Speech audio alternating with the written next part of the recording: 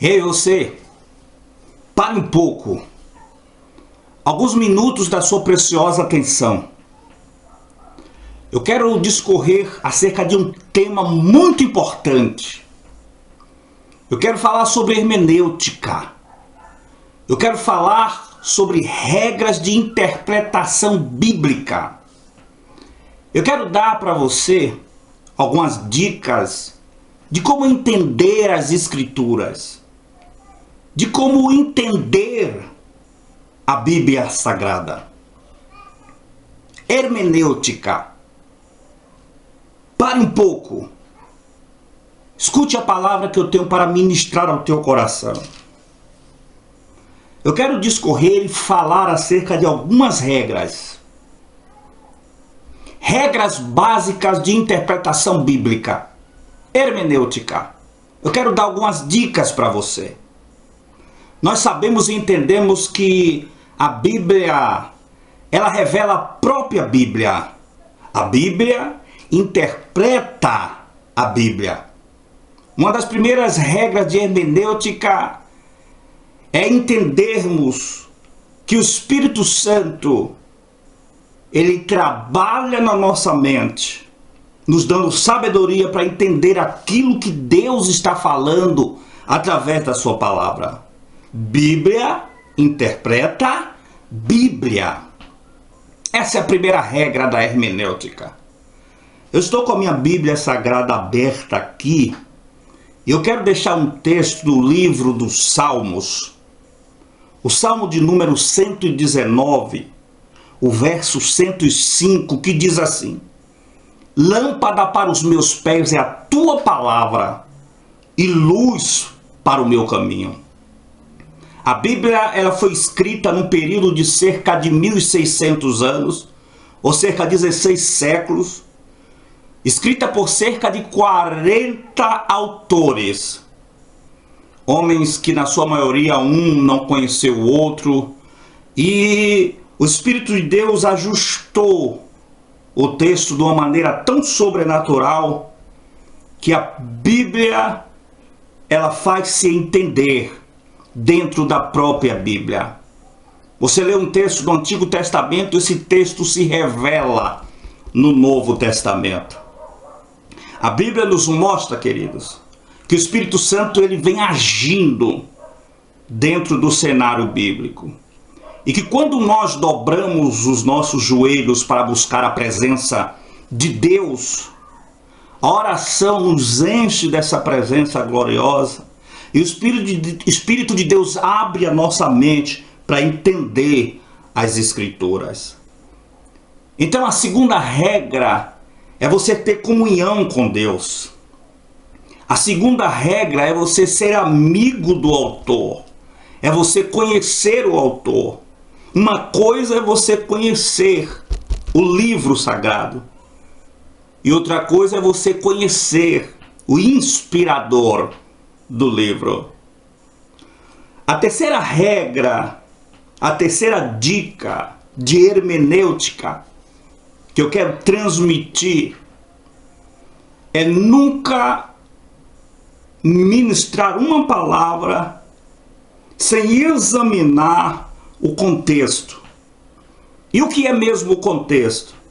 O contexto são os versos, versículos antes, os versículos que vêm depois do texto que você vai ministrar. Ou seja, examinar todo o texto, conhecer todo o texto.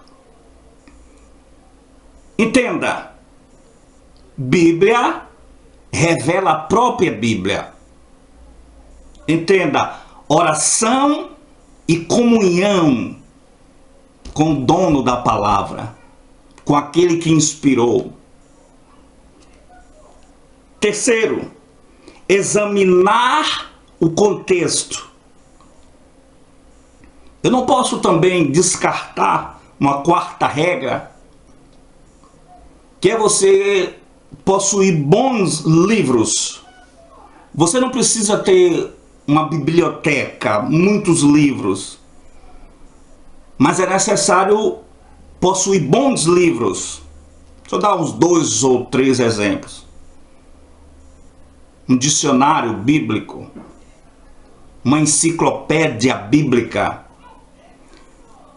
bons livros de comentário bíblico vai lhe ajudar bastante a entender melhor a Bíblia Sagrada. Quando nós usamos essas ferramentas, nós falamos com base, com mais segurança, e o nome do Senhor é glorificado. Uma outra regra que você de maneira nenhuma pode descartar é o análise ou a análise gramatical. Se você esquecer de uma vírgula, isso pode fazer uma diferença grandiosa lá na frente. Um exemplo, Evangelho de Cristo escrito por João no capítulo 11, quando Jesus chega diante do túmulo de Lázaro, e a Bíblia diz que Jesus ali pede para que tirem a pedra. O texto nos mostra uma reticências. Disse-lhe Jesus, reticências. O texto segue dizendo, Marta, irmã do defunto, disse, Senhor, já cheira mal, porque é de 4 dias. Jesus não mandou Marta tirar a pedra. Se você ler os versículos que se seguem, você vai descobrir que no plural, não no singular, o capítulo 11 de João diz assim, tiraram, pois, a pedra.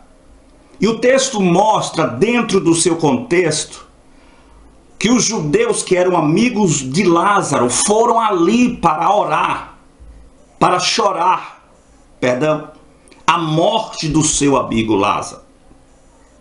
Isso nos dá a entender que a análise gramatical é muito importante para o discernimento e a interpretação bíblica. Examine a cultura, o contexto cultural da época. E eu quero dar algumas dicas dentro disso. Procure conhecer um pouco da cultura judaica. Procure estudar um pouco acerca do Império Romano, como funcionava. O que Roma realizava na época em que Roma subjugava Israel. Procure examinar a história daquelas religiões, entre aspas, que existiam na época. E você vai ter um entendimento mais amplo acerca da palavra de Deus. O Espírito de Deus vai usar o conhecimento que você vai adquirir e vai injetar sabedoria e unção. E você vai ser um melhor orador. Não esqueça do contexto histórico. Como era Israel na época. O que estava acontecendo na época. Dentro do texto que você estiver ministrando. Que época era a época daquele acontecimento. Como era o cenário. A história da nação naquela época. Uma coisa que você não pode deixar de meditar dentro do texto, que você vai ensinar, que você vai pregar, ou que você simplesmente vai estudar, é quem escreveu o texto, quando ele escreveu o texto, onde ele escreveu o texto, por que ele escreveu o texto, e para quem ele escreveu aquele texto. Isso vai lhe ajudar bastante a você discernir a palavra de Deus. O interessante é que se nós darmos a interpretação de um texto fora do contexto, corremos o risco de arrumar, ou de ter, ou de tomar posse de um pretexto para se ensinar uma heresia. A Bíblia, ela foi escrita em algumas línguas diferenciadas. O Antigo Testamento, na sua maioria, foi escrita no hebraico, e o Novo foi escrita na língua grega. Você vai encontrar algumas poucas partes em latim, como Jesus na cruz bradou Eloi, Eloi, lama sabachthani. Alguns trechos, não sei se no livro de Daniel ou do profeta Ezequiel. Porém, as línguas originais, entende-se a Bíblia em uma linguagem literal, grave isso, figurativa e alegórica. Ou seja, se você não tiver noção ou conhecimento dessas três linguagens, você pode pregar um texto literal como se fosse um texto figurativo ou alegórico, ou vice-versa. O texto é alegórico, é uma metáfora, e você está ministrando como se fosse um acontecimento literal, como algo que realmente aconteceu. Você vai encontrar parábolas, você vai encontrar vários tipos de metáforas no livro de Ezequiel, do profeta Daniel, na revelação do Apocalipse. E eu vou repetir para você gravar: literal, figurativo e alegórico. São as linguagens que chamamos de linguagens simbólicas. As alegorias, as figuras de linguagem, os tipos e os antitipos. Cuidado, muito cuidado com versículos isolados. Um versículo isolado, ele pode produzir uma grande heresia. Muito cuidado com versículo isolado. Faça um curso teológico.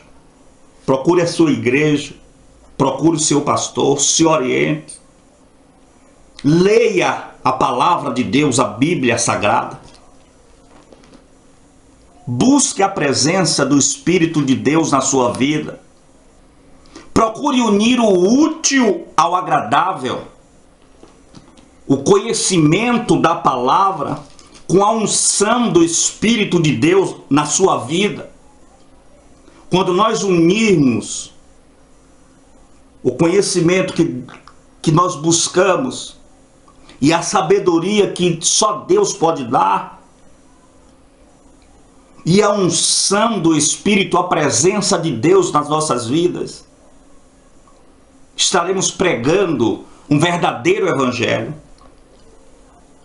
Estaremos pregando a palavra de Deus com sinceridade, não buscando a nossa própria glória, não buscando nos autopromover, não buscando os holofotes, as câmeras, as nossas fotos no cartaz, não buscando aparecer mais do que o próprio Deus das nossas vidas, mas sim com muita humildade no coração e ministrando uma palavra com a motivação de ver, de contemplar transformação de vidas, pregando o evangelho genuíno de Cristo, falando da cruz, falando de salvação, falando do arrebatamento da igreja, falando da volta de Jesus Cristo, pregando as Escrituras. E eu quero deixar para encerrar esta minha parcela de colaboração para você. São noções básicas, são regras iniciais e e básicas.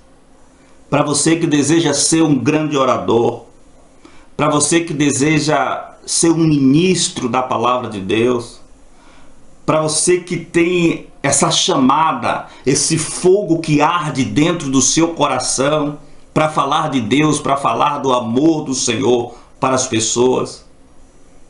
Para você que Deus arrancou você do charco de lodo, deu um banho com a misericórdia, ungiu você com o óleo do Espírito e vem te capacitando a cada dia para que você possa ser um instrumento nas mãos dele, para que você possa ser um vaso usado nas mãos do oleiro, daquele que sabe fazer, daquele que sabe agir, daquele que tem nas mãos todo o poder e toda a autoridade. Uma última orientação: nunca esqueça de calçar os sapatos da humildade, algo que só Deus conhece dentro de você. Não te preocupa, vão te julgar, vão olhar a sua aparência, vão falar tantas coisas acerca de você, vão dizer que você está exaltado, vão dizer que você está querendo ser o bom, vão dizer que você está querendo dar uma de melhor, vão falar tantas coisas, mas o mais importante é o que está dentro do seu coração.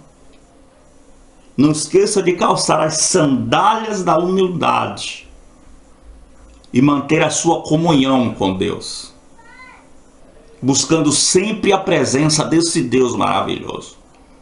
Eu quero encerrar aqui, esperando que essas dicas, essas orientações que foram passadas, essas regras que foram ora ensinadas aqui, possa servir para o seu elevo espiritual e que você possa colocá-las em prática e que o nome do Senhor seja glorificado na sua vida.